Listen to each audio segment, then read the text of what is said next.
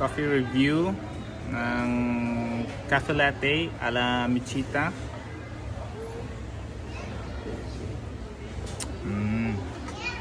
Number 1. Ano yung gamit mo dito na coffee? Nescafe Gold Medium Roast.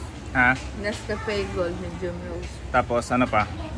Fresh milk and sugar. Fresh milk and sugar. Ito lang ginawa nyo.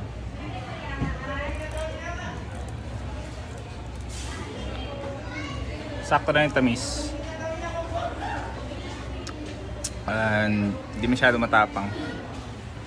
Dapat matapang ka. Ano?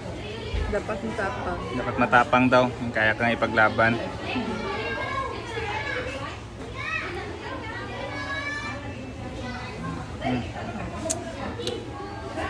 Hindi na naman ako makatulog nito.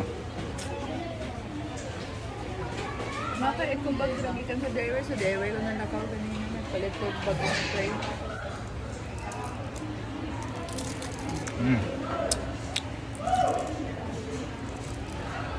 Anong sikreto sa pagtimpla?